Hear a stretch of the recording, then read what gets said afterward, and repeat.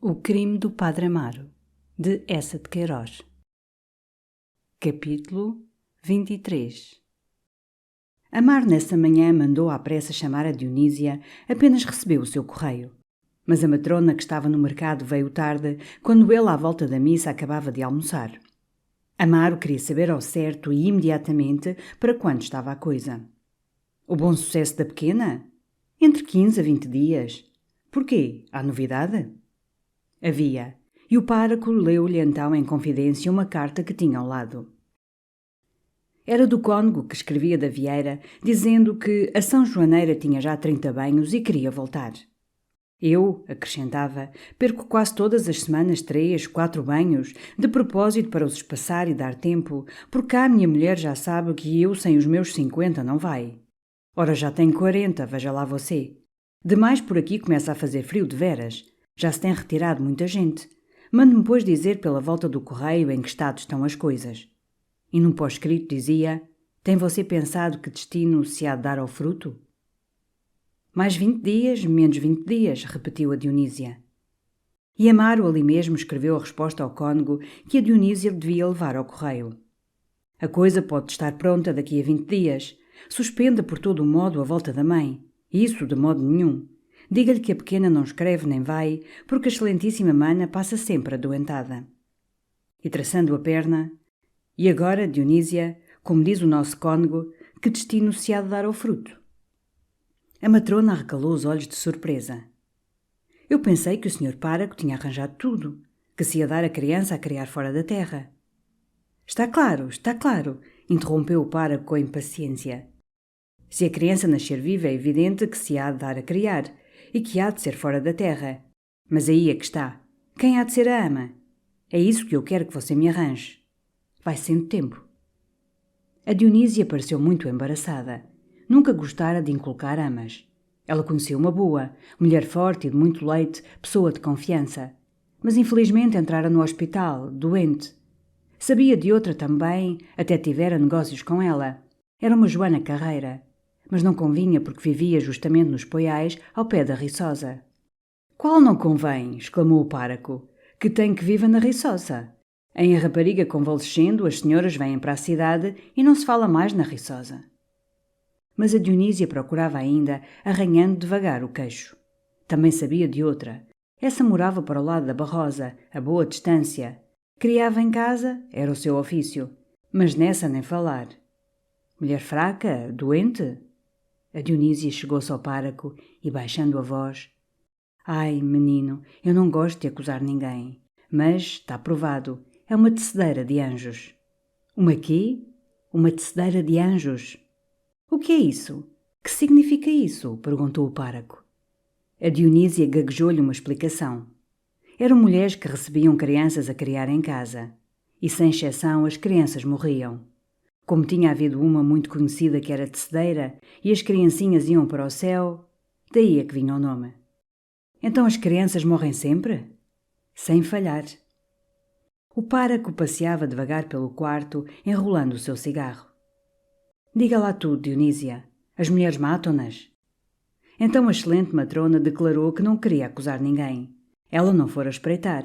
Não sabia o que se passava nas casas alheias, mas as crianças morriam todas. Mas quem vai então entregar uma criança a uma mulher dessas? A Dionísia sorriu, apiedada daquela inocência de homem. Entregam, sim senhor, às dúzias. Houve um silêncio. O pároco continuava o seu passeio do lavatório para a janela, de cabeça baixa. Mas que proveito tira a mulher se as crianças morrem? Perguntou de repente.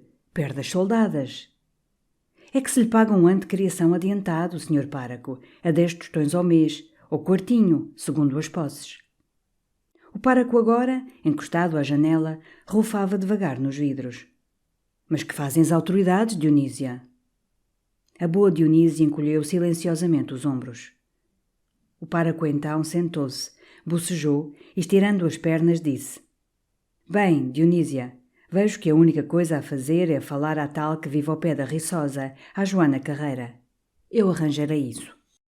A Dionísia falou ainda das peças de enxoval que já tinha comprado por conta do páraco, de um berço muito barato em segunda mão que vira no Zé Carpinteiro, e ia sair com a carta para o correio, quando o páraco, erguendo-se e galhofando: "Oh, tia Dionísia, essa coisa da tecedeira de anjos é uma história, hã?" Então a Dionísia escandalizou-se. O senhor páraco sabia que ela não era mulher de intrigas. Conhecia a tecedeira de anjos há mais de 8 anos, de lhe falar e de a ver na cidade quase todas as semanas. Ainda no sábado passado a vir a sair da taberna do Grego. O senhor páraco já tinha ido à Barrosa? Esperou a resposta do páraco e continuou. Pois bem, sabe o começo da freguesia. Há um muro caído. Depois há um caminho que desce. Ao fundo desse corregozito encontra um poço atolhado. Adiante, retirada, há uma casita que tem um alpendre. É lá que ela vive. Chama-se Carlota. Isto é para lhe mostrar que sei, amiguinho. O páraco ficou toda a manhã em casa, passeando pelo quarto, alastrando o chão de pontas de cigarro. Ali estava agora diante daquele episódio fatal que até aí fora apenas um cuidado distante, dispor do filho. Era bem grave entregá-lo assim a uma ama desconhecida, na aldeia. A mãe, naturalmente, havia de querer ir a todo o momento vê-lo, a ama poderia falar aos vizinhos. O rapaz viria a ser, na freguesia, o filho do páraco. Algum invejoso que lhe cobiçasse a paróquia poderia denunciá-lo ao senhor vigário-geral. Escândalo, sermão, devassa. E, se não fosse suspenso, poderia, como o pobre Brito, ser mandado para longe, para a serra, outra vez para os pastores. Ah, se o fruto nascesse morto! Que solução natural e perpétua! E para a criança, uma felicidade. Que destino podia ele ter neste duro mundo? Era um enjeitado, era o filho do padre. Ele era pobre, a mãe pobre. O rapaz cresceria na miséria, vadeando, apanhando o estrume das bestas, rameloso e tosco. De necessidade em necessidade, iria conhecendo todas as formas do inferno humano. Os dias sem pão, as noites regeladas, a brutalidade da taberna, a cadeia por fim. Uma enxerga na vida, a vala na morte. E se morresse, era um anjinho que Deus recolhia no paraíso. E continuava passeando tristemente pelo quarto. Realmente o nome era bem posto, tecedoria de anjos. Com razão. Quem prepara uma criança para a vida com o leite do seu peito, prepara para os trabalhos e para as lágrimas. Mais vale torcer-lhe o pescoço e mandá-la direita para a eternidade bem-aventurada. Olha ele, que vida a sua, nesses 30 anos atrás. Uma infância melancólica, com aquela pega da Marquesa de Alegros. Depois a casa na estrela, com o alarve do tio Tocinheiro. E daí as clausuras do seminário, a neve constante de Freirão, e ali em Leiria tantos transes, tanta amargura. Se lhe tivessem esmagado o crânio ao nascer, estava agora com 2 asas brancas, cantando nos coros eternos. Mas enfim, não havia que filosofar. Era partir para Poiais e falar à ama, à senhora Joana Carreira. Saiu, dirigindo-se para a estrada, sem pressa. Ao pé da ponte veio-lhe, porém, de repente a ideia, a curiosidade de ir à Barrosa ver a tecedeira. Não lhe falaria, examinaria apenas a casa, a figura da mulher, os aspectos sinistros do sítio. Demais como páraco, como autoridade eclesiástica, devia observar aquele pecado organizado num recanto de estrada, impune e rendoso. Podia mesmo denunciá-lo ao senhor vigário-geral ou ao secretário do governo civil. Tinha ainda tempo, eram apenas 4 horas. Por aquela tarde suave e lustrosa fazia-lhe bem um passeio a cavalo. Não hesitou, então. Foi alugar uma égua à estalagem do Cruz. E daí a pouco, de espora no pé esquerdo, chutava a direito pelo caminho da Barrosa. Ao chegar ao córrego de que lhe falara a Dionísia, apiou, foi andando com a égua pela arreata. A tarde estava admirável. Muito alto no céu, uma grande ave fazia semicírculos vagarosos. Encontrou, enfim, o poço atolhado ao pé de 2 castanheiros onde pássaros ainda chilreavam.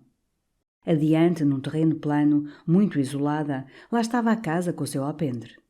O sol, declinando, batia-lhe na única janela do lado, acendendo-a num resplendor de ouro e brasa. E, muito delgado, elevava-se da chaminé um fumo claro no ar sereno. Uma grande paz estendia-se em redor. No monte, escuro da rama dos pinheiros baixos, a capelinha da Barrosa punha a alvura alegre da sua parede muito caiada. Amaro ia imaginando então a figura da tecedeira. Sem saber porquê, supunha-a muito alta, com um carão trigueiro onde 2 olhos de bruxa refulgiam. Defronte da casa prendeu a égua à cancela e olhou pela porta aberta. Era uma cozinha térrea, de grande lareira, com saída para o pátio estradado de mato onde 2 bacurinhos fuçavam. Na prateleira da chaminé rebrilhava a louça branca. Dos lados pendiam grandes caçarolas de cobre de um lustro de casa rica. Num velho armário meio aberto branquejavam pilhas de roupa. E havia tanta ordem que uma claridade parecia sair do asseio e do arranjo das coisas. Amaro então bateu forte as palmas. Uma rola pulou assustada dentro da sua gaiola de vime pendurada da parede. Depois chamou alto. Senhora Carlota! Imediatamente do lado do pátio uma mulher apareceu, com um crivo na mão. E Amaro, surpreendido, viu uma agradável criatura de quase 40 anos, forte de peitos, ampla de encontros, muito branca no pescoço, com 2 ricas arrecadas e uns olhos negros que lhe lembraram os de Amélia ou antes o brilho mais repousado dos da São Joaneira. Assombrado, balbuciou. Creio que me enganei. Aqui é que mora a senhora Carlota? Não se enganara, era ela. Mas com a ideia que a figura medonha, que tecia os anjos, devia estar algures, agachada num vão tenebroso da casa, perguntou ainda. Vossa Messê vive aqui só? A mulher olhou desconfiada. Não, senhor, disse por fim, vive com meu marido?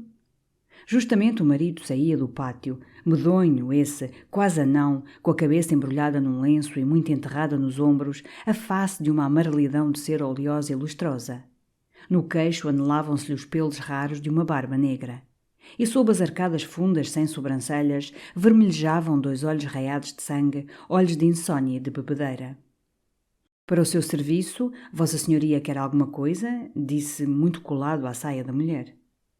Amaro foi entrando pela cozinha e tartamudeando uma história que ia forjando laboriosamente.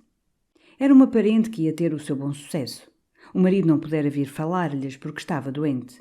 Queria uma ama para lhes ir para casa e tinham-lhe dito... Não, fora de casa, não. Cá em casa, disse o anão que não se despegava das saias da mulher, mirando o páraco de lado com o seu medonho olho injetado. Ah, então tinham-no informado mal. Sentia. Mas o que o parente queria era uma ama para casa.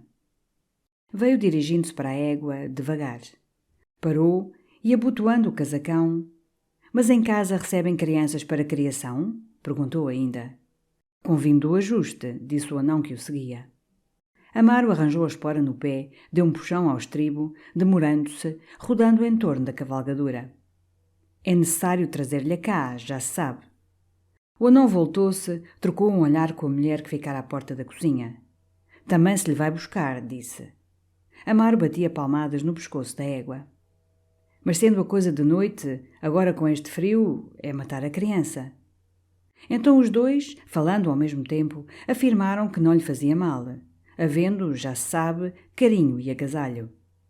Amaro cavalgou vivamente a égua, deu as boas tardes e trotou pelo córrego. Amélia agora começara a andar assustada.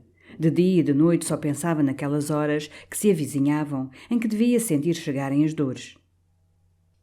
Sofria mais que durante os primeiros meses. Tinha tonturas, perversões de gosto, que o Dr. Gouveia observava, franzindo a testa descontente. As noites eram más, numa turbação de pesadelos. Já não eram as alucinações religiosas. Isso cessara numa súbita aplacação de todo o terror devoto. Não sentiria menos temor a Deus, se já fosse uma santa canonizada. Eram outros medos, sonhos em que o parto se lhe representava de modos monstruosos. Ora era um ser medonho que lhe saltava das entranhas, metade mulher e metade cabra. Ora era uma cobra infindável que lhe saía de dentro, durante horas como uma fita de léguas, enrolando-se no quarto em roscas sucessivas que ganhavam a altura do teto. E acordava em tremuras nervosas que a deixavam prostrada. Mas ansiava por ter a criança. Estremecia a ideia de ver um dia inesperadamente a mãe aparecer na riçosa. Ela escrevera-lhe, queixando-se do Sr. Cônego que a retinha na vieira, dos temporais que já reinavam, da solidão que se ia fazendo na praia. Além disso, Dona Maria da Assunção voltara. Felizmente, uma noite providencialmente gelada dera-lhe a jornada uma inflamação dos brônquios, e estava de cama para semanas, segundo dizia o Dr. Gouveia. O Libaninho, esse, também viera à Riçosa, e saíra lastimando de não ter visto a Améliazinha, que tinha nesse dia enxaqueca. Se isto se demora mais 15 dias, vem-se a descobrir tudo, dizia ela, choramingando a Amaro. Paciência, filha, não se pode forçar a natureza. O que tu me tens feito sofrer, suspirava ela, o que tu me tens feito sofrer. Ele calava-se resignado, muito bom, muito terno agora com ela. Vinha a ver quase todas as manhãs, porque não queria pelas tardes encontrar o abade Ferrão. Tranquilizara a respeito da ama, dizendo-lhe que falara à mulher da Riçosa inculcada pela Dionísia. Era uma escolha rica a senhora Joana Carreira, mulher forte como um carvalho, com barricas de leite e dentes de marfim. Fica-me tão longe para vir ver depois a criança, suspirava ela. Tomavam-na agora pela primeira vez entusiasmos de mãe. Desesperava-se em não poder ela mesmo costurar o resto do enxoval. Queria que o rapaz, porque havia de ser um rapaz, se chamasse Carlos. Cismava-o já homem e oficial de cavalaria. Enternecia-se com a esperança de o ver gatinhar. Ai, eu é que o queria criar, se não fosse a vergonha. Vai muito bem para onde vai, dizia Amaro. Mas o que a torturava, a fazia chorar todos os dias, era a ideia de ele ser um enjeitadinho. Um dia veio ao abade com um plano extraordinário que lhe inspirara Nossa Senhora. Ela casaria já com João Eduardo, mas o rapaz devia por uma escritura adotar o Carlinhos. Que para que o anjinho não fosse um enjeitado, casava até com um calceteiro da estrada. E apertava as mãos do abade numa suplicação lucaz. Que convencesse João Eduardo que desse um papá ao Carlinhos. Queria ajoelhar aos pés dele, do senhor abade, que era o seu pai e o seu protetor. Oh, minha senhora, sossegue, sossegue. Esse é também o meu desejo, como já lhe disse. E há de arranjar-se, mas mais tarde, disse o bom velho, atarantado daquela excitação. Depois, daí a dias, foi outra exaltação. Descobrira de repente, uma manhã, que não devia trair Amaro, porque era o papá do seu Carlinhos. E disse-o ao abade. Fez corar os 60 anos do bom velho, palrando muito convencidamente dos seus deveres de esposa para com o pároco. O abade, que ignorava as visitas do pároco todas as manhãs, assombrou-se. Minha senhora, que está a dizer? Que está a dizer? Cai em si. Que vergonha! Imaginei que lhe tinham passado essas loucuras. Mas é o pai do meu filho, senhor abade, disse ela, olhando muito séria. Fatigou então Amaro toda uma semana com uma ternura pueril. Lembrava-lhe cada meia hora que era o papá do seu Carlinhos. Bem sei, filha, bem sei, dizia ele impaciente. Obrigado, não me gabo da honra. Ela chorava, então, aninhada no sofá. Era necessária toda uma complicação de carícias para acalmar. Fazia-o sentar num banquinho junto dela. Tinha-o ali como um boneco, contemplando, coçando-lhe devagarinho a coroa. Queria que se tirasse a fotografia ao Carlinhos para a trazerem ambos numa medalha ao pescoço.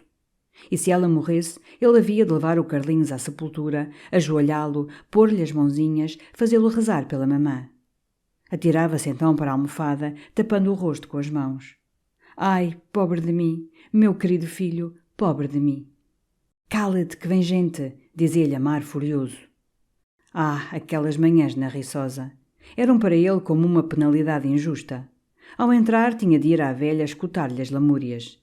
Depois, era aquela hora com Amélia, que o torturava com os pieguices de um sentimentalismo histérico, estirada no sofá, grossa como um tonel, com a face entumecida, os olhos papudos. Numa dessas manhãs, Amélia, que se queixava de queimbras, quis dar um passeio pelo quarto apoiada a Amaro.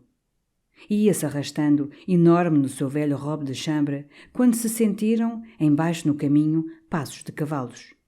Chegaram à janela, mas Amaro recuou vivamente e deixando Amélia que embasbacara com a face contra a vidraça. Na estrada, galhardamente montado numa égua baia, passava João Eduardo de paletó branco e chapéu alto. Ao lado trotavam os dois morgaditos, um num pônei, outro acorreado num burro. E atrás, à distância, num passo de respeito e de cortejo, um criado de farda, de bota de cano e esporões enormes, com uma libré muito larga que lhe fazia na ilharga rugas grotescas e no chapéu a roseta escarlate. Ela ficara assombrada, seguindo-os até que as costas do lacaio desapareceram à esquina da casa. Sem uma palavra, veio sentar-se no sofá. Amaro, que continuava passeando pelo quarto, teve então um risinho sarcástico. O idiota, de lacaio à retaguarda. Ela não respondeu, muito escarlate. E Amaro, chocado, saiu atirando com a porta, foi para o quarto de Dona Josefa contar-lhe a cavalgada e vituperar o morgado. Um excomungado de criado de farda, exclamava a boa senhora, com as mãos apertadas na cabeça. Que vergonha, senhor pároco, que vergonha para a nobreza destes reinos! Desde esse dia Amélia não tornou a choramingar, se pela manhã o senhor pároco não vinha. Quem esperava agora com impaciência era o senhor abade Ferrão, pela tarde. Apoderava-se dele, criou numa cadeira junto ao canapé. E depois de rodeios demorados de ave que tenteia à presa, caía sobre a pergunta fatal. Se tinha visto o senhor João Eduardo. Queria saber o que ele dissera, se falara nela, se a avistara à janela. Torturava-o com curiosidades sobre a casa do morgado, a mobília da sala, o número de lacaios e de cavalos, se o criado de farda servia à mesa. E o bom abade respondia com paciência, contente de haver esquecida do pároco, ocupada de João Eduardo. Tinha agora a certeza que aquele casamento se faria. Ela evitava, de resto, pronunciar sequer o nome de Amaro, e uma vez mesmo respondeu ao abade que lhe perguntava se o senhor pároco voltara a Riçosa. Ai, vem pela manhã ver a madrinha, mas eu não lhe apareço, que nem estou decente.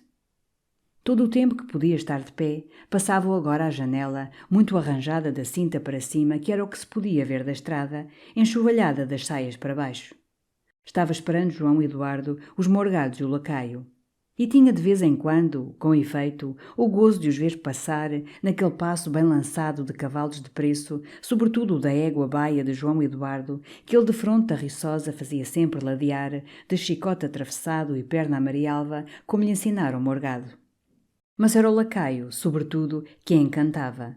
E com o nariz nos vidros seguia-o num olhar goloso, até que à volta da estrada via desaparecer o pobre velho, de dorso corcovado, com a gola da farda até à nuca e as pernas bamboleantes. E para João Eduardo, que delícia aqueles passeios com os morgaditos na égua baia. Nunca deixava de ir à cidade. Fazia-lhe bater o coração o som das ferraduras sobre o lajedo. Ia passar diante da amparo da botica, diante do cartório do Nunes que tinha a sua banca ao pé da janela, diante da arcada, diante do senhor administrador que lá estava na varanda de binóculo para a teles. E o seu desgosto era não poder entrar com a égua, os morgaditos e o lacaio pelo escritório do Dr. Godinho, que era no interior da casa. Foi um dia, depois de um desses passeios triunfais, que voltando às 2 horas da Barrosa, ao chegar ao Poço das Bentas e ao subir para o caminho de carros, viu de repente o senhor Padre Amaro que descia montado num garrano. Imediatamente João Eduardo fez caracolar a égua. O caminho era tão estreito que, apesar de se chegarem às sebes, quase roçaram os joelhos. E João Eduardo pôde então, do alto da sua égua de 50 moedas, agitando ameaçadoramente o chicote, esmagar com o olhar o Padre Amaro, que se encolheu muito pálido, com a barba por fazer, a face biliosa, esporeando ferozmente o garrano ronceiro. No alto do caminho João Eduardo ainda parou, voltando-se sobre a sela, e viu o pároco que apeava à porta do casebre isolado onde há pouco, ao passar, os morgaditos tinham rido do anão. «Quem vive ali?» perguntou João Eduardo ao lacaio. «Uma Carlota. Má gente, senhor Joãozinho.» Ao passar na Riçosa, João Eduardo, como sempre, pôs a passo a égua baia, mas não viu por trás dos vidros a costumada face pálida sob o lenço escarlate. As portadas das janelas estavam meio cerradas, e ao portão, desatrelado, com os varais em terra, o cabriolé do Dr. Gouveia. É que tinha chegado, enfim, o dia. Naquela manhã viera da Riçosa um moço da quinta com um bilhete de Amélia quase ininteligível. Dionísia depressa, a coisa chegou. Trazia a ordem também de ir chamar o do Sr. Dr. Gouveia. Amaro foi ele mesmo avisar a Dionísia. Dias antes, tinha-lhe dito que Dona Josefa, a própria Dona Josefa, lhe inculcara uma ama que ele já ajustara, grande mulher, rija como um castanheiro. E agora combinaram rapidamente que nessa noite Amaro se postaria com a ama à portinha do pomar e Dionísia viria dar-lhe a criança bem atabafada. «Às 9 da noite, Dionísia, e não nos faça esperar», recomendou-lhe ainda a Amaro, vendo-a abalar num espalhafato. Depois voltou a casa e fechou-se no quarto, face a face com aquela dificuldade que ele sentia como uma coisa viva fixá-lo e interrogá-lo. Que havia de fazer à criança? Tinha ainda tempo de ir aos poiais ajustar a outra ama, a boa ama que a Dionísia conhecia. Ou podia montar a cavalo e ir à Barrosa falar a Carlota. E ali estava, diante daqueles dois caminhos, hesitando numa agonia. Queria serenar, discutir aquele caso como se fosse um ponto de teologia, pesando os prós e os contras. Mas tinha temerariamente diante de si, em lugar de dois argumentos, duas visões. A criança a crescer e a viver nos Poiais, ou a criança esganada pela Carlota a um canto da estrada da Barrosa. E, passeando pelo quarto, suava de angústia, quando no patamar a voz inesperada do Libaninho gritou: "Abre, para o cozinho, que sei que estás em casa." Foi necessário abrir ao Libaninho, apertar-lhe a mão, oferecer-lhe uma cadeira. Mas o Libaninho, felizmente, não se podia demorar. Passara na rua e subira a saber se o amigo páraco tinha notícias daquelas santinhas da Riçosa. Vão bem, disse Amaro, que obrigava a face a sorrir, a presentear. Eu não tenho podido ir lá, que tenho andado mais ocupado. Estou de serviço ao quartel. Não te rias, para o cozinho, que estou lá fazendo muita virtude. Meto-me com os soldadinhos, falo-lhes das chagas de Cristo. Andas a converter o regimento, disse Amaro, que mexia nos papéis da mesa, passeava numa inquietação de animal preso. Não é para as minhas forças, páraco, que se eu pudesse... Olha, agora vou eu levar um sargento uns bentinhos. Foram benzidos pelo Saldanhinha, vão cheios de virtude. Ontem dei outros iguais a uma espeçada. Perfeito rapaz, um amor de rapaz. Pulho-os eu mesmo por baixo da camisola. Perfeito rapaz. Devias deixar esses cuidados pelo regimento ao coronel, disse Amaro, abrindo a janela, abafando de impaciência. Credo, olha o ímpio. Se o deixassem, desbaptizava o regimento. Pois adeus para o cozinho. Estás amarelinho, filho. Precisas purga. Eu sei o que isso é. Ia a sair, mas à porta, parando... Ai, disse cá para o cozinho. Disse cá. Tu ouviste alguma coisa? De quê? Foi o padre Saldanha que me disse. Diz que o nosso chantre declarara, palavras do Saldanhinha, que lhe constava que ia na cidade um escândalo com um senhor eclesiástico. Mas não disse quem, nem o quê. O Saldanha quis-lo sondar, mas o chantre diz que recebera só uma denúncia vaga, sem nome. Tenho estado a pensar, quem será? Pataratas do Saldanha. Ai, filho, Deus queira que sejam, que quem folga são os ímpios. Quando fores pela Riçosa, dá recados àquelas santinhas. E pulou pelos degraus a ir levar a virtude ao batalhão. Amaro ficara aterrado. Era ele de certo, eram os seus amores com Amélia que já iam chegando ao vigário-geral em denúncias tortuosas. Ele vinha agora aquele filho, criado a meia légua da cidade, ficar como uma prova viva. Parecia-lhe extraordinário, quase sobrenatural, ter o Libaninho, que em 2 anos não lhe viera à casa 2 vezes, ter o Libaninho entrando com aquela nova terrível, quando ele estava ali numa batalha com a consciência. Era como a providência, que sob a forma grotesca do Libaninho, vinha trazer-lhe o seu aviso, murmurar-lhe: "Não deixes viver quem te pode trazer o escândalo. Olha que já se suspeita de ti." Era de certo Deus apiedado que não queria que houvesse na terra mais um enjeitado, mais um miserável, e que reclamava o seu anjo. Não hesitou. Partiu para a estalagem do Cruz e daí a cavalo para a casa de Carlota. Demorou-se lá até às 4 horas.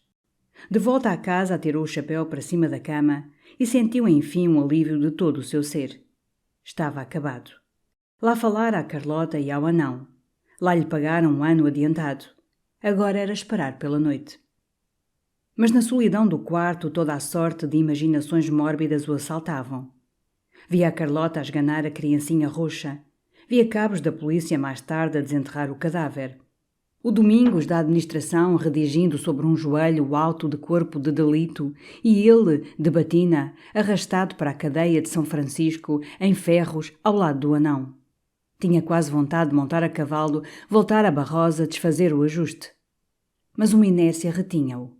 Depois, nada o forçava à noite a entregar a criança à Carlota. Podia levá-la bem agasalhada à Joana Carreira, a boa ama dos Poiais. Para escapar àquelas ideias que lhe faziam sob o crânio um ruído de tormenta, saiu, foi ver Natário que já se erguia e que lhe gritou imediatamente do fundo da poltrona: "Então você viu, Amaro? O idiota, de lacaio atrás." João Natário passara-lhe na rua, na égua baia, com os morgadinhos. E Natário desde então rugia de impaciência de estar ali amarrado à cadeira e não poder recomeçar a campanha, expulsá-lo por uma boa intriga da casa do Morgado, arrancar-lhe a égua e o lacaio. Mas não as perde, em Deus me dando pernas. Deixe lá o homem, Natário, disse Amaro. Deixá-lo. Quando tinha uma ideia prodigiosa, que era provar ao Morgado, com documentos, que o João Eduardo era um beato. Que lhe parecia ao amigo Amaro? Era engraçado, com efeito. O homem não deixava de o merecer, só pela maneira como olhava para a gente de bem do alto da égua. E Amaro fazia-se vermelho, ainda indignado no encontro, de manhã, no caminho de Carros da Barrosa. Está claro, exclamou Natário, para que somos nós sacerdotes de Cristo, para exaltar os humildes e derrubar os soberbos. Dali Amaro foi ver Dona Maria da Assunção, que já se erguera também, que lhe fez a história da sua bronquite e a enumeração dos últimos pecados. O pior era que, para se distrair um bocado na convalescência, recostava-se por trás da vidraça e um carpinteiro que morava de fronte embasbacava para ela. E por influência do maligno não tinha forças para se retirar para dentro e vinham-lhe pensamentos maus. Mas Vossa Senhoria não está com atenção, senhor pároco. Ora é essa, minha senhora? E apressou-se a pacificar-lhe os escrúpulos, porque a salvação daquela velha alma idiota era para ele um emprego melhor que a mesma paróquia. Já escurecia quando entrou em casa. A escolástica queixou-se da demora que lhe estorrara o jantar. Mas Amaro tomou apenas um copo de vinho e uma garfada de arroz, que engoliu de pé, olhando com terror pela janela à noite que impassivelmente caía. Entrava no quarto a ver se os candeeiros já estavam acesos quando o coadjutor apareceu. Vinha falar-lhe sobre o batizado do filho do Guedes, que estava marcado para o dia seguinte às 9 horas. «Trago luz?» disse de dentro a criada, sentindo a visita. «Não!» gritou logo Amaro. Temia que o coadjutor visse a alteração que sentia nas faces ou que se instalasse para toda a noite. «Diz que vem na Nação de antes de ontem um artigo muito bom», observou o coadjutor, grave. «Ah!» fez Amaro. Passeava no seu trilho costumado, do lavatório para a janela. Parava às vezes a rufar nos vidros. Já se tinham acendido os candeeiros. Então o coadjutor, chocado com aquela treva do quarto e aquele passear de fera numa jaula, ergueu-se e, com dignidade, «Estou a incomodar, talvez». «Não!» E o coadjutor, satisfeito, sentou-se, com o seu guarda-chuva entre os joelhos. «Agora anoitece mais cedo», disse. «Anoitece». Enfim, Amaro, desesperado, declarou-lhe que tinha uma enxaqueca odiosa que se ia encostar. E o homem saiu, depois de lhe lembrar ainda o batizado do menino do seu amigo Guedes. Amaro partiu logo para a Riçosa. Felizmente a noite estava tenebrosa e quente, anunciando chuva. E agora tomado de uma esperança que lhe fazia bater o coração. Era que a criança nascesse morta. E era bem possível. A São Joaneira em Nova tivera 2 crianças mortas. A ansiedade em que vivera a Amélia devia ter perturbado a gestação. E se ela morresse também? Então esta ideia, que nunca lhe acudira, invadiu bruscamente uma piedade, uma ternura por aquela boa rapariga que o amava tanto e que agora, por obra dele, gritava dilacerada de dores. E todavia, se ambos morressem, ela e a criança, era o seu pecado e o seu erro que caíam para sempre nos escuros abismos da eternidade. Ele ficava, como antes da sua vinda à Leiria, um homem tranquilo, ocupado da sua igreja, de uma vida limpa e lavada como uma página branca. Parou junto ao casebre em ruínas à beira da estrada, onde devia estar a pessoa que da Barrosa vinha buscar a criança. Não se tinha decidido se seria o homem ou a Carlota. E Amaro receava encontrar o anão para lhe levar o filho com aqueles olhos raiados de um sangue mau. Falou para dentro, para as trevas do casebre. «Olá!» Foi um alívio quando a clara voz da Carlota disse da negrura: «Cá está!» «Bem, é esperar, senhora Carlota!» Estava contente. Parecia-lhe que não tinha nada a temer se o filho partisse aninhado contra aquele robusto seio de quarentona fecunda, tão fresca e tão lavada. Foi então rondar a casa. Estava apagada e muda, como um empastamento mais denso de sombra naquela lúgubre noite de dezembro. Nem uma fenda de luz saía das janelas do quarto de Amélia. No ar muito pesado nenhuma folhagem ramalhava. E a Dionísia não aparecia. Aquela demora torturava-o. Podia passar gente e vê-lo rondar na estrada. Mas repugnava-lhe ir ocultar-se no casebre em ruínas ao pé da Carlota. Foi andando ao comprido do muro do pomar, voltou e viu então na porta envidraçada do terraço uma claridade de luz aparecer. Correu para a portinha verde do pomar que quase imediatamente se abriu. E a Dionísia, sem uma palavra, pôs-lhe nos braços um embrulho. «Morta?» perguntou ele. «Qual? Vivo! Um rapagão!» E fechou a porta devagarinho quando os cães, farejando rumor, começavam a ladrar. Então o contacto do seu filho contra o seu peito desmanchou como um vendaval todas as ideias de Amaro. O quê? Ir dá-lo àquela mulher, à tecedeira de anjos, que na estrada o atiraria a algum valado ou em casa o arremessaria à latrina? Ah, não! Era o seu filho. Mas que fazer, então? Não tinha tempo de correr aos poiais e acordar a outra ama. A Dionísia não tinha leite. Não o podia levar para a cidade. Oh! Que desejo furioso de bater àquela porta da quinta, precipitar-se para o quarto de Amélia, meter-lhe o pequerruchinho na cama, muito agasalhado, e todos três ficarem ali como no conchego de um céu. Mas quê? Era padre. Maldita fosse a religião que assim o esmagava. De dentro do embrulho saía um gemido. Correu então para o casebre, quase esbarrou com a Carlota, que se apoderou logo da criança. «Aí está», disse ele. «Mas ouça lá, isto agora é sério, agora é outra coisa. Olhe que eu não quero morto, é para o tratar. O que se passou não vale, é para o criar, é para viver. Você tem a sua fortuna, trate dele.» Não tem dúvida, dizia a mulher apressada. «Escute, a criança não vai bem agasalhada. Ponha-lhe o meu capote.» «Vai bem, senhor, vai bem.» «Não vai, com 1000 diabos. É o meu filho. Há de levar o capote. Não quero que morra de frio.» Atirou-lhe aos ombros com força, traçando-lhe sobre o peito, agasalhando a criança. E a mulher, já enfastiada, meteu rapidamente pela estrada. Amaro ficou ali plantado no meio do caminho, vendo o vulto perder-se na negrura. Então todos os seus nervos, depois daquele choque, se relaxaram numa fraqueza de mulher sensível e rompeu a chorar. Muito tempo rondou a casa, mas ela permanecia na mesma escuridão, naquele silêncio que o aterrava. Depois, triste e fatigado, veio voltando para a cidade quando batiam as 10 badaladas na sé. A essa hora, na sala de jantar da Riçosa, o Dr. Gouveia asseava tranquilamente o frango assado que lhe preparara a Gertrudes para depois das canseiras do dia. O abade Ferrão, sentado junto da mesa, assistia-lhe à ceia. Viera munido dos sacramentos para o caso de haver perigo. Mas o doutor estava satisfeito. Durante as 8 horas de dores, a rapariga mostrara-se corajosa. O parto fora feliz, de resto, e saíram um rapagão que fazia muita honra ao papá. O bom abade Ferrão baixava castamente os olhos àqueles detalhes no seu pudor de sacerdote. «E agora», dizia o doutor, trinchando o peito do frango, «agora que eu introduzi a criança no mundo, os senhores, e quando digo os senhores, quero dizer a Igreja, apoderam-se dele e não o largam até à morte. Por outro lado, ainda que menos sofregamente, o Estado não o perde de vista. E aí começa o desgraçado a sua jornada do berço à sepultura entre um padre e um cabo de polícia.» O abade curvou-se e tomou uma estrondosa pitada, preparando-se para a controvérsia. «A Igreja», continuava o doutor com serenidade, «começa quando a pobre criatura ainda nem tem sequer a consciência da vida para lhe impor uma religião.» O abade interrompeu, meio sério, meio rindo.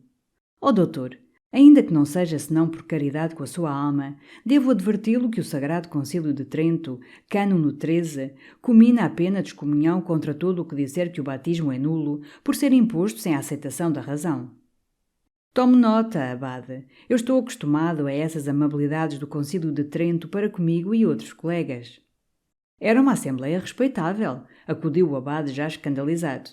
«Sublime, abade. Uma assembleia sublime. O Concílio de Trento e a Convenção foram as 2 mais prodigiosas assembleias de homens que a terra tem presenciado.» O abade fez uma visagem de repugnância àquele cotejo irreverente entre os santos autores da doutrina e os assassinos do bom rei Luís XVI. Mas o doutor prosseguiu. «Depois, a Igreja deixa a criança em paz algum tempo enquanto ela faz a sua dentição e tem o seu ataque de lombrigas.» Vá, doutor», murmurava o abade, escutando-o pacientemente, de olhos cerrados, como significando: anda, enterra bem essa alma no abismo de fogo e peixe.» Mas quando se manifestam no pequeno os primeiros sintomas de razão, continuava o doutor, quando se torna necessário que ele tenha, para o distinguir dos animais, uma noção de si mesmo e do universo, então entra-lhe a Igreja em casa e explica-lhe tudo. Tudo. Tão completamente que um gaiato de 6 anos que não sabe ainda o beabá tem uma ciência mais vasta, mais certa, que as reais academias combinadas de Londres, Berlim e Paris. O velhaco não hesita um momento para dizer como se fez o universo e os seus sistemas planetários, como apareceu na Terra a criação, como se sucederam as raças, como passaram as revoluções geológicas do globo, como se formaram as línguas, como se inventou a escrita. Sabe tudo. Possui completa e imutável a regra para dirigir todas as ações e formar todos os juízos. Tem mesmo a certeza de todos os mistérios. Ainda que seja miúpe como uma toupeira, vê o que se passa na profundidade dos céus e no interior do globo. Conhece, como se não tivesse feito senão assistir a esse espetáculo, o que lhe há de suceder depois de morrer. Não há problema que não decida. E quando a Igreja tem feito deste marmanjo uma tal maravilha de saber, mandam então aprender a ler. O que eu pergunto é, para quê? A indignação tinha emudecido o abade. Diga lá, abade, para que os mandam os senhores ensinar a ler.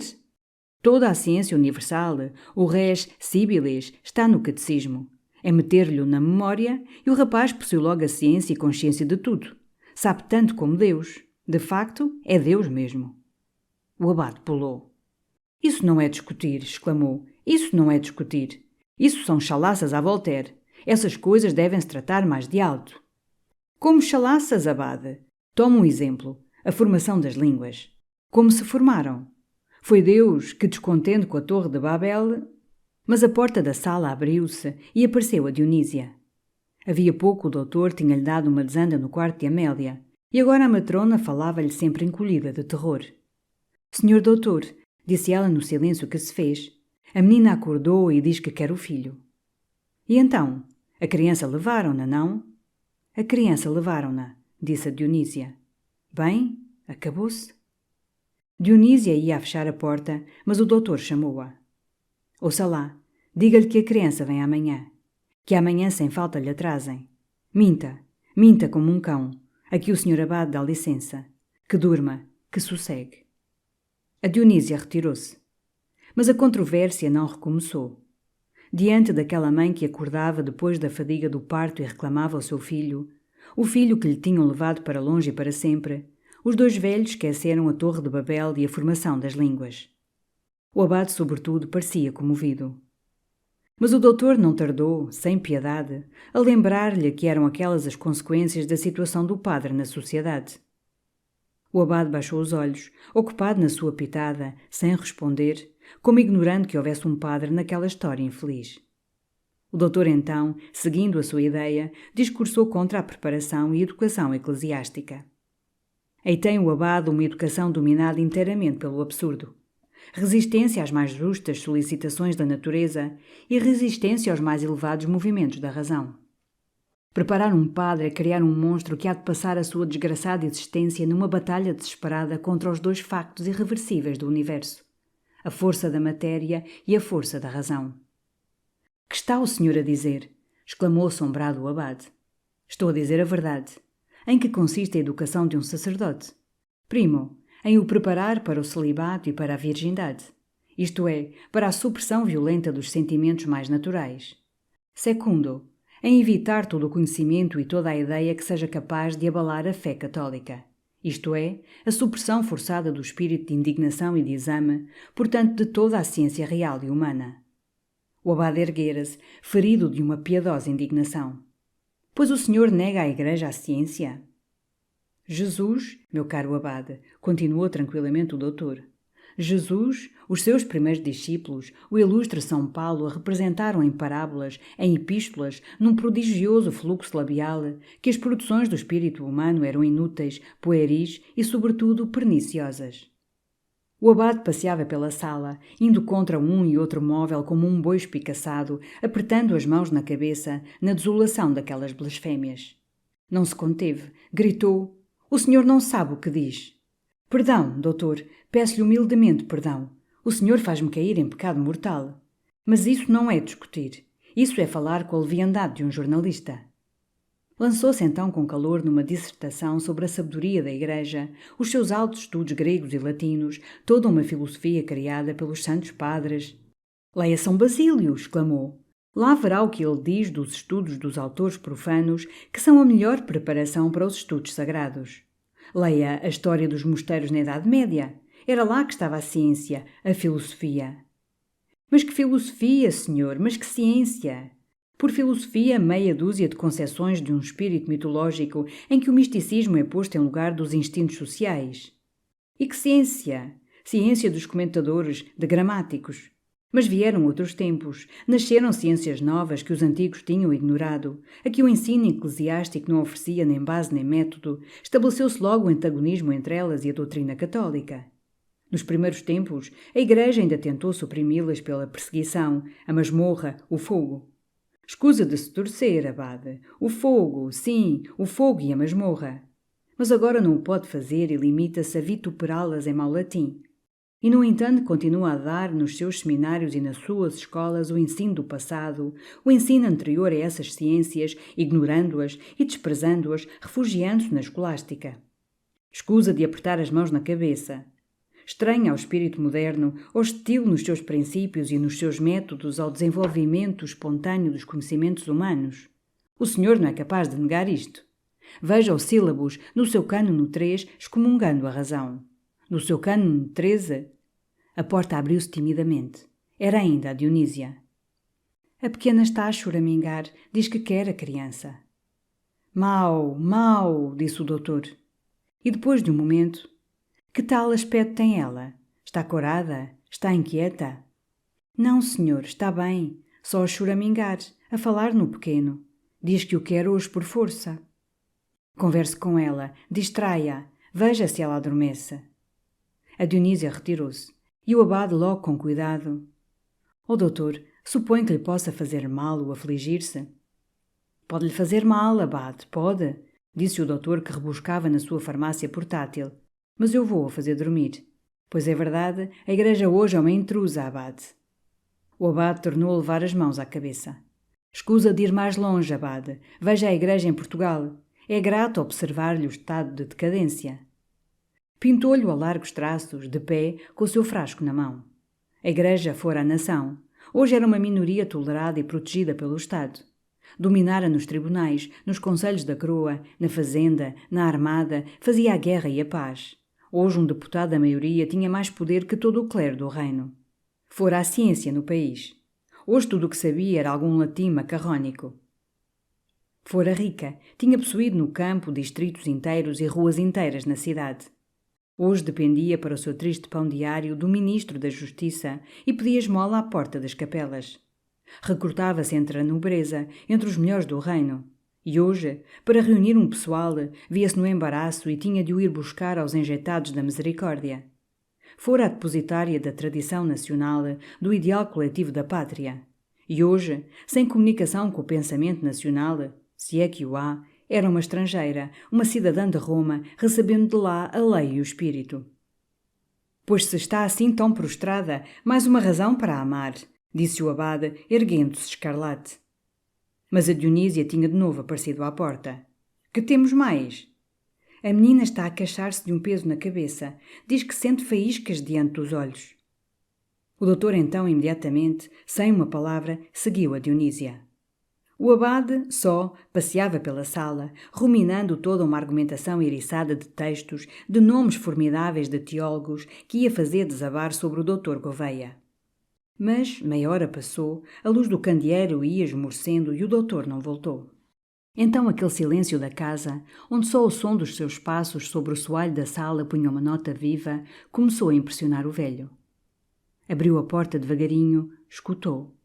Mas o quarto de Amélia era muito afastado, ao fim da casa, ao pé do terraço. Não vinha de lá nem rumor nem luz. Recomeçou o seu passeio solitário na sala, numa tristeza indefinida que o ia invadindo. Desejaria bem ir ver também a doente, mas o seu caráter, o seu pudor sacerdotal não lhe permitiam aproximar-se sequer de uma mulher no leito, em trabalho de parto, a não ser que o perigo reclamasse os sacramentos. Outra hora mais longa, mais fúnebre, passou. Então, em pontas de pés, corando na escuridão daquela audácia, foi até ao meio do corredor. Agora, aterrado, sentia no quarto de Amélia um ruído confuso e surdo de pés movendo-se vivamente no soalho como numa luta. Mas nem um ai, nem um grito. Recolheu à sala e, abrindo o seu breviário, começou a rezar. Sentiu os chinelos de Gertrudes passarem rapidamente numa carreira. Ouviu uma porta à distância bater. Depois o arrastar no soalho de uma bacia de latão. E enfim o doutor apareceu. A sua figura fez empalidecer o abade. Vinha sem gravata, com o colarinho espedaçado. Os botões do colete tinham saltado. E os punhos da camisa, voltados para trás, estavam todos manchados de sangue. Alguma coisa, doutor? O doutor não respondeu, procurando rapidamente pela sala o seu estojo, com a face animada de um calor de batalha. Ia já a sair com o estojo, mas lembrando-lhe a pergunta ansiosa do abade, «Tem convulsões», disse. O abade então deteve-o à porta e, muito grave, muito digno, «Doutor, se há perigo, peço-lhe que se lembre. É uma alma cristã em agonia e eu estou aqui.» «Certamente, certamente.» O abade tornou a ficar só, esperando. Tudo dormia na Riçosa, Dona Josefa, os caseiros, a quinta, os campos em redor. Na sala, um relógio de parede, enorme e sinistro, que tinha no mostrador a carranca do sol e em cima sobre o caixilho a figura esculpida em pau de uma coruja pensativa, um móvel de castelo antigo, bateu meia-noite, depois 1 hora. O abade a cada momento ia até ao meio do corredor. Era o mesmo rumor de pés numa luta. Outras vezes um silêncio tenebroso. Voltava então para o seu breviário. Meditava naquela pobre rapariga que, além no quarto, estava talvez no momento que ia decidir da sua eternidade. Não tinha ao pé nem a mãe, nem as amigas. Na memória apavorada devia passar-lhe a visão do pecado. Diante dos olhos turvos aparecia-lhe a face triste do senhor ofendido. As dores contorciam o seu corpo miserável. E na escuridão em que ia penetrando, sentia já o hálito ardente da aproximação de Satanás. Temorou-se fim do tempo e da carne. Então rezava fervorosamente por ela. Mas depois pensava no outro que fora uma metade do seu pecado e que agora na cidade, estirado na cama, ressonava tranquilamente. E rezava então também por ele. Tinha sobre o breviário um pequeno crucifixo e contemplava-o com amor, abismava-se enternecido na certeza da sua força, contra a qual era bem pouca a ciência do doutor e todas as vaidades da razão. Filosofias, ideias, glórias profanas, gerações e impérios passam. São como os suspiros efêmeros do esforço humano. Só ela permanece e permanecerá, a cruz, esperança dos homens, confiança dos desesperados, amparo dos frágeis, asilo dos vencidos, força maior da humanidade.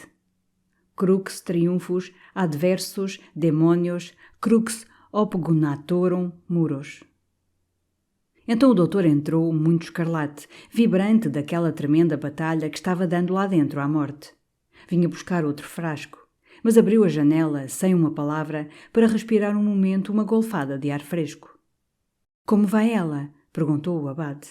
— Mal — disse o doutor saindo. O abade então ajoelhou, balbuciou a oração de São Fulgêncio.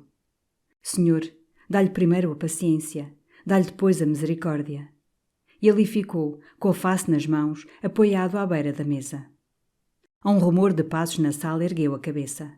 Era a Dionísia, que suspirava, recolhendo todos os guardanapos que encontrava nas gavetas do aparador. — Então, senhora, então? — perguntou-lhe o abade. — Ai, senhor abade, está perdidinha. Depois das convulsões que foram de arrepiar, caiu naquele sono, que é o sono da morte. E olhando para todos os cantos como para se assegurar da solidão, disse muito excitada. — Eu não quis dizer nada, que o senhor doutor tem um gênio. Mas sangrar a rapariga naquele estado é querer matá-la. Que ela tinha perdido pouco sangue, é verdade. Mas nunca se sangra ninguém em semelhante momento. Nunca, nunca. O senhor doutor é homem de muita ciência. Pode ter a ciência que quiser. Eu também não sou nenhuma tola. Tenho 20 anos de experiência. Nunca me morreu nenhuma nas mãos, senhor abade. Sangrar em convulsões até causa horror. Estava indignada. O senhor doutor tinha torturado a criaturinha. Até lhe quisera administrar clorofórmio.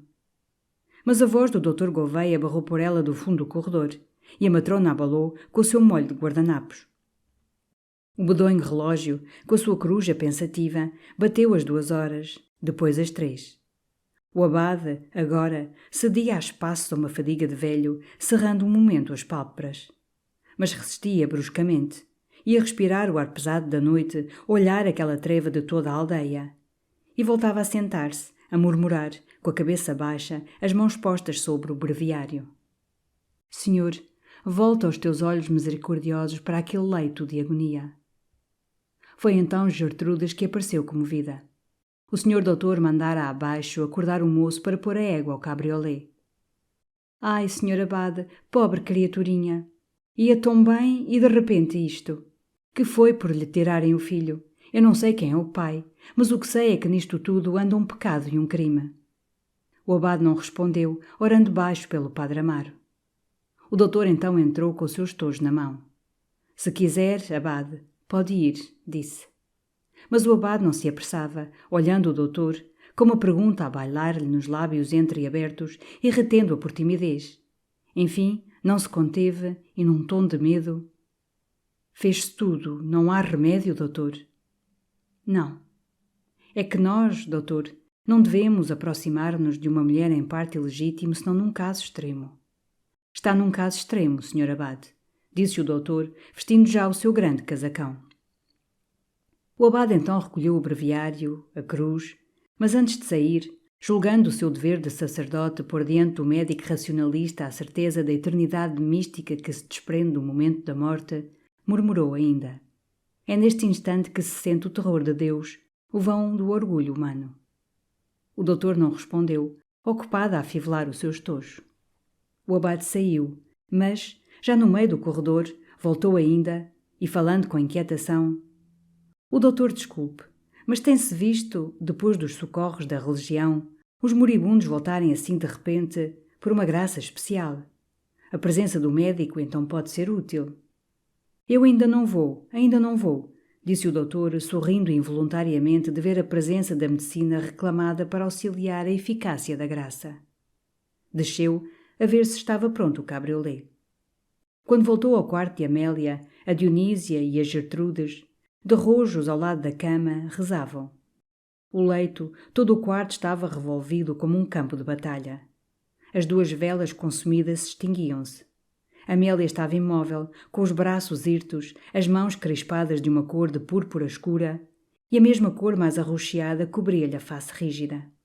E debruçado sobre ela, com o crucifixo na mão, o abade dizia ainda, numa voz de angústia: Jesus, Jesus, Jesus, lembra-te da graça de Deus, tem fé na misericórdia divina, arrepende-te no seio do Senhor. Jesus, Jesus, Jesus. Por fim, sentindo-a morta, ajoelhou, murmurando um miserere. O doutor, que ficara à porta, retirou-se devagarinho, atravessou em bicos de pés o corredor e desceu à rua, onde o moço segurava a égua atrelada. Vamos ter água, senhor doutor, disse o rapaz, bocejando de sono. O doutor Gouveia ergueu a gola do paletó, acomodou os seus tojos no assento, e daí a um momento o cabriolé rodava surdamente pela estrada, sob a primeira pancada de chuva, cortando a escuridão da noite com o clarão vermelho das suas 2 lanternas.